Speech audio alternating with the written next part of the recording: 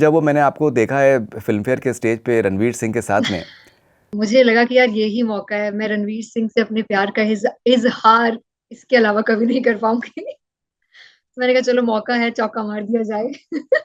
रणवीर सिंह को आज तक कभी ब्लश करते हुए नहीं देखा और मैं पहली बार मुझे लगा कि मैंने उनको like he was literally blushing. जो एक व्हाइट गाड़ी आती है उसमें से व्हाइट जंपसूट पहना हुआ था और एक बहुत ही अमेजिंग गुड लुकिंग इंसान बाहर निकलते हैं, I was like oh my god this is Ranveer Singh. And then he literally lifted you up. It was like a fairy या फेरी फेरी टेल मोमेंट। मतलब फिल्म फेयर एक तरफ और वो मोमेंट एक तरफ, एक ही दिन में like, दोनों हाथ में लड्डू ना, मेरा वो वाला सीन था।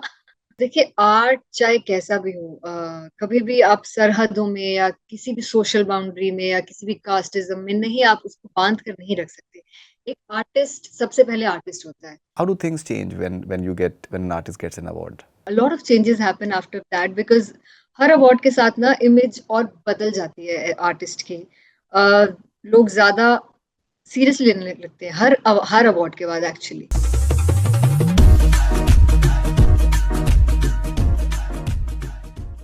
Hi guys, this is a C Score and you are watching Connect FM Canada with Faridun.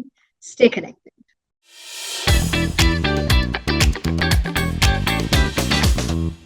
Ashish, welcome on connect FM Canada. कैसी हैं आप? सत श्री अकाल जी, because there are a lot of Punjabis in Canada, so I'm good, I'm really good. मुझे इतना मैं बहुत से सेलिब्रिटीज़ के मैं इंटरव्यूज़ करता हूँ, लेकिन इतना इतना ड्रास्टिक उनके उनके पर्सनालिटी में और उनके इंटायर इमेज पर्सोना में चेंज मैंने बहुत ही रेयरली मैंने देखा है, जितना कि मैंने आपके आपके आपके पर्सनालिटी में देखा है। अभी जब मेरी आपसे कुछ दिनों पहले मुलाकात हुई थी, एक मतलब एक शांत सी और आप सेंसिटिव सी सिंपल सा एक पर्सोना था। लेकिन जब वो मैंने आपको देखा है फिल्म फेयर के स्टेज पे रणवीर सिंह के साथ में, तो मैंने कहा कि that this is a complete makeover, like both personality wise and you are looking amazing as well. So Ashish, ये एग्जैक्टली हुआ कैसे ये सब? सी अंदर से मैं अभी भी वही शांत सहमी वाली लड़की हूँ, बट होता है ना कोई कोई दिन आपका होता है, and that day was like really really special. और अवार्ड से पहले I was very nervous right. because the nominations were like it was a huge thing for me to be nominated in the same category with Shreya ma'am, and I was very nervous. So और जब वो हुआ, I got the award, I was very very very grateful. और फिर मुझे लगा कि यार यही मौका है, मैं रणवीर सिंह से अपने प्यार का इजहार इसके अलावा कभी नहीं कर पाऊंगी। तो मैंने कहा चलो मौका है, चौका मार दिया जाए। तो क्या ये कह सकते हैं कि that it's love that is responsible for your transformation? I am saying it in a lighter way. Yes, या। totally, right. totally, actually. Right. Because I have a huge fan crush on him. तो मुझे लगा कर देना चाहिए। Right. और मुझे मुझे हैरत इस बात की हुई कि आपने तो चलिए अपने अपने मोहब्बत का आपने आपने एतराफ़ किया, इजहार किया, लेकिन मैंने रणवीर सिंह को आज तक कभी ब्लश करते हुए नहीं देखा और मैं पहली बार मुझे लगा कि मैंने उनको like he was literally blushing. Many women, they literally have great things to say about him, but to Yeah, see him blushing was something else. Is it your voice? he What exactly is it? like I really feel that he is very cute, very charming, and very chivalrous, and that was the reason he was blushing. और I think उन्होंने expect नहीं किया होगा। मैंने उन्हें पूरा किस्सा भी सुनाया एक्चुअली कि जब मैंने अभी जस्ट सिम्बा रिलीज हुई थी, नहीं सिम्बा रिलीज होने वाली थी, मैंने तेरे बिन गाना गाया था सिम्बा में उनके लिए। और मैं यशराज स्टूडियो गई थी किसी और गाने की डबिंग के लिए, और मैं देखती हूँ एक व्हाइट गाड़ी आती है उसमें से व्हाइट जंपसूट पहना हुआ था और एक बहुत ही अमेजिंग गुड लुकिंग इंसान बाहर निकलते हैं, I was like oh my god this is Ranveer Singh. But मेरे में हिम्मत नहीं थी कि मैं उन्हें जाकर बोलूं कि मैंने आपके लिए गाना गाया। तो मुझे ना वो आज तक वो मोमेंट ना लाइक होता है ना कि आपको एक मोमेंट जिसपे आपको दुख होता हो, अफसोस होता हो कि आपने कुछ क्यों नहीं किया, तो that is one of the moments. तो आई थॉट आज तो चाहे स्टेज है चाहे कुछ है, चाहे मेरे पापा ऑडियंस में बैठे हैं, मैं तो आज अपने प्यार का इजहार करूंगी। तो I think that made him blush, so that's the reason. And then he literally lifted you up. It was like a या fairy tale moment. या it was actually, I didn't expected that actually, Hmm. like it was out of the way. और वो जब मैं उनके उन्हें कहने लगी can I just touch you, मैं ये कहने वाली थी और वो आए और उन्होंने मुझे ऐसे गोद में उठा लिया, वाज लाइक भैया हो गया आज का काम। अच्छा, एक बहुत ही इंटरेस्टिंग चीज़ है कि आपके जो गाने होते हैं वो उनके वो रील्स के ऊपर बहुत ज़्यादा आई थिंक चर्चित रहते हैं और वायरल जाते हैं। लेकिन ये जो आपकी क्लिप थी, तो जिस तरीके से ये भी वायरल हुई है, तो मेरे ख्याल से ये तो सारे रिकॉर्ड तोड़ दिए हैं मेरे ख्याल से इस क्लिप ने। जी, टोटली टोटली एक्चुअली। और ये भी आई थिंक ये उनका चार्म है जिसकी वजह से। और like I I really feel जब आप बहुत कुछ कोई चीज बहुत प्योर होती है ना, प्योर होती है, तो वो कनेक्ट करते हैं ऑडियंस उससे। And that was a very pure emotion, it was not planned, और वो एकदम से अंदर से आया था। बहुत सारी बातें थी ना, जब आप स्टेज पर जाते हैं सोच कर जाते हैं कि मैं ये कहूंगी, मैं वो कहूंगी, स्टेज पर जाकर हम भूल जाते हैं। बट वो इतना नेचुरल था कि आई थिंक वो इमोशन लोगों के दिल को बहुत छू गया। बहुत बहुत बहुत अच्छे कमेंट्स आए, लोगों ने बहुत प्यार दिया। मतलब फिल्म फिर एक तरफ और वो मोमेंट एक तरफ, एक ही दिन में दोनों हाथ में लड्डू ना, मेरा वो वाला सीन था। ऑलराइट, तो आपको सुनने में आया है कि आपको बहुत ही इंटेंस किस्म के रोमांटिक सॉन्ग्स आपको सडनली आपको ऑफर होने लगे हैं, सुनने में आया है। Yeah, actually I'm singing a lot of romantic numbers and I'm enjoying it because हम्म, प्यार एक ऐसा इमोशन है जो जिससे हर इंसान जुड़ता है, और आपको कभी ना कभी जिंदगी में प्यार होता ही है। तो I think that's the reason love songs इतने ज्यादा पसंद किए जाते हैं हमारे कंट्री में, और everybody could relate to it. So I am really happy कि बहुत बहुत सारे रोमांटिक नंबर्स अभी मैं गा रही हूँ और आप जल्दी सुनेंगे। राइट। जैसे राता लंबिया की अगर बात करें तो आई थिंक ये तो आप मतलब आप जिस तरीके स्पेशली आप गाने आपके यूजुअली रहते हैं, मैं हमेशा नहीं कहूँगा, तो उसमें कुछ कुछ हद तक हिंदी का, कुछ हद तक एक पंजाबी का, एक बेसिकली एक इट्स अ मिक्स मैनी या टाइम्स। या तो आई थिंक ये तो आपका जिस तरीके का पूरा एक कॉन्टेक्स्ट है, तो वो तो it it goes beyond boundaries. I think आपके हर बहुत से और मुल्कों में भी आपके बहुत फैंस आपके हैं। और ये आप कैसे देखती हैं इसको कि जब जब सरहदें क्रॉस करके जब जब मोहब्बतें बढ़ जाती हैं सिर्फ एक आर्ट की वजह से, गानों की वजह से, मौसीकी की वजह से, कैसा कैसा महसूस करती हैं आप? देखिए आर्ट चाहे कैसा भी हो, कभी भी आप सरहदों में या किसी भी सोशल बाउंड्री में या किसी भी कास्टिज्म में नहीं, आप उसको बांध कर नहीं रख सकते। एक आर्टिस्ट सबसे पहले आर्टिस्ट होता है। वो कभी भी किसी मुल्क का नहीं होता, किसी धर्म का नहीं होता, किसी देश का नहीं होता। तो I think that is the reason कि एक आर्टिस्ट हमेशा, मतलब उसके लिए सबसे ऊपर अपना आर्ट होता है। और दैट्स द रीजन कभी भी हम ये सब चीजों को ज्यादा मायने नहीं देते, मायने नहीं रखती हमारे लिए कि हम अलग देशों से हैं या हमारी लैंग्वेज अलग है बात करने की। मतलब ये सब चीजें बहुत छोटी हो जाती है when it comes to music, when it comes to art, when it comes to sports also. I think that's the reason. And मुझे बहुत ज्यादा अच्छा लगता है जब हमारे होता है ना कि YouTube में जब हम अपने चैनल का इनसाइट्स देखते हैं, तो हमेशा उसमें दिख रहा होता है कि राता लुम्बिया is doing number one in this country और इन दैट कंट्री। मतलब अलग अलग कंट्रीज होती हैं, हमेशा we get to see the which of our song is doing on top. तो कोई कभी कभी जैसे पानी दी गल गाना था पंजाबी, मैंने किया था एक नॉन फिल्म सॉन्ग। वो भी मतलब जब आया तो वो ऐसा नहीं था कि सिर्फ इंडिया में चला, वो पाकिस्तान में भी बहुत चला। लाइक वहां वो ट्रेंड किया, और लाहौर में, इस्लामाबाद में I could see the stats.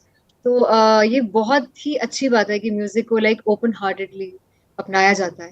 And that is, music is all about, love is all about. Right.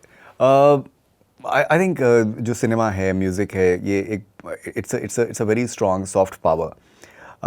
बहुत से बार मैं जब और मुल्कों में जाता हूँ, तो खैर मैं और ही कनाडा में ही हूँ, तो मैं देखता हूँ कि बहुत से पेरेंट्स से मेरी बात होती है और वो बताती हैं कि हम अपने बच्चों को जो है हिंदी फिल्में दिखाते हैं, उर्दू फिल्में दिखाते हैं और पंजाबी फिल्में दिखाते हैं और गाने गाने वो सुनते हैं, बॉलीवुड के और पंजाबी गाने और सुनते हैं, और उससे जो है वो अपने कल्चर से और अपनी ज़ुबान से कनेक्टेड रहते हैं। ये आपको एक सेंस ऑफ रिस्पॉन्सिबिलिटी आपको फील होती है कि दैट आपके गाने सुनकर हो सकता है कहीं पर किसी मुल्क में कोई कोई फैमिली जो है वो अपने बच्चों को अपने कल्चर से जोड़े रखी हुई है आपकी वजह से? I think this is a very, very nice way to look at it because art एक ऐसा है जो आगे की मतलब आगे की पीढ़ियों को जोड़ कर रखेगा हमारे कल्चर से। चाहे आप म्यूजिक की बात करें, चाहे आप पेंटिंग की बात करें या पोएट्री की बात करें आप, ये सब चीजें एक एक दूसरे के साथ जुड़ी हुई हैं। और आई थिंक मेरा ऐसा मानना है कि बच्चों को स्कूल में भी ना इन सब चीजों like as a subject also we should introduce and मतलब कुछ गहरी बातें भी सिखाई देनी चाहिए, just not as a syllabus. So music should be considered ऐसे, और poetry should be considered as a subject, because that is how our children will be connected to our cultures, and that is a really nice way to do it. And yes, artists are the like torch bearers of this, so yes, we should do it. Alright, अब जब awards मिलते हैं और एक limelight मिल जाती है artist को, how does it change the profile in terms of, अब आप जो शोज़ आप करेंगी, what sort of I think request are you getting from that? Obviously there will be a hike as far as your market price is going to be concerned. How do things change when an artist gets an award, or like prominent awards? See definitely awards जब मिलते हैं तो बहुत अच्छा लगता है। पहले तो ये होता है कि यार इतने प्यार से गाना बनाया, लोगों ने उसे एक्सेप्ट किया है, so that is the reason कि इस गाने को अवार्ड मिला या इस सिंगर को अवार्ड मिला है। So I am really grateful for that.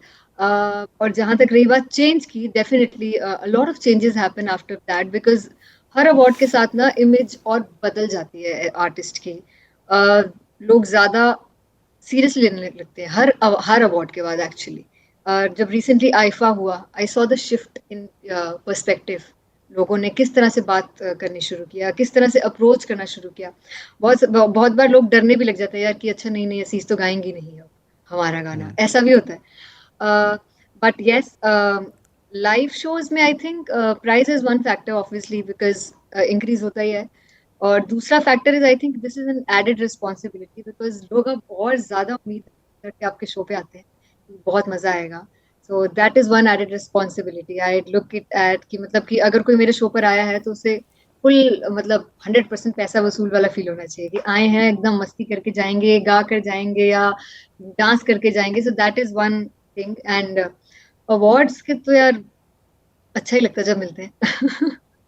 बस यही है कि अब मिल गए हैं तो खुद की उस पर खरे उतरे हैं, because obviously people expect more and yes we get more songs. Music director start expecting more of you, which is good. और मैं मतलब मुझे ऐसा लगता है कि हर अवार्ड के बाद थोड़ा रियाज बढ़ा देना चाहिए। क्या बात है, क्या बात है। डीजे से जब आप मिलती हैं, किस किस्म की इज्जत है आपके लिए, उनके नज़र, आपकी नज़र में उनके लिए? बिकॉज जब आपने स्टार्ट किया था अपने गांव से, अपने अपने छोटे से शहर से, तो आपको ये था कि डीजे को मेरे गाना बजाना चाहिए। तो do you have that when you meet the DJs, do you have that respect for them? Of course मैं शुरू से ही एक्चुअली रिस्पेक्ट करती हूँ, चाहे कोई भी म्यूजिशियंस हो, and DJs are a big part of our music industry.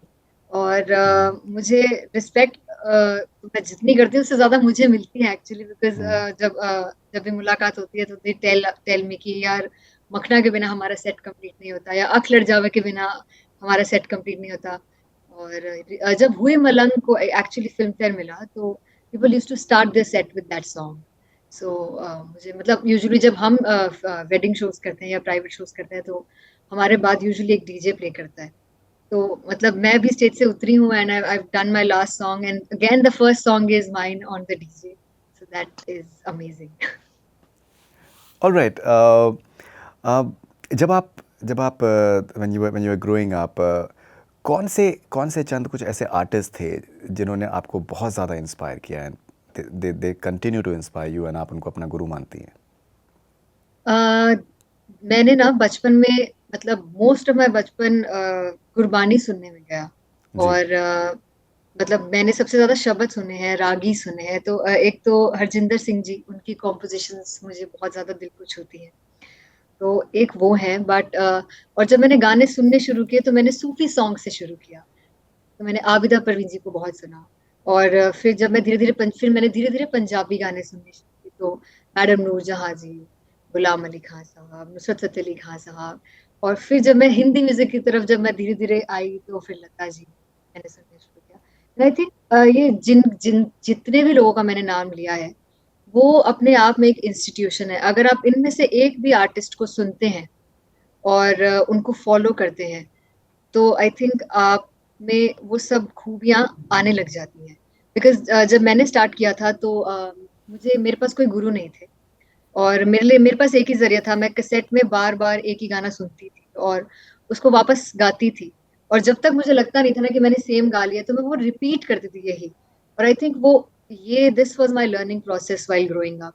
और उससे मुझे लगता है कि बहुत ज्यादा चेंज हुआ है। And I am really grateful. And I think जैसे छोटे गांव में अगर आप रहते हैं और आपको कोई गुरु नहीं मिल रहा है, तो I think this is something आप कर सकते हैं खुद से। तो ऐसा करना चाहिए। So these are the artist मैं जिनको सुनकर मैं बड़ी हुई।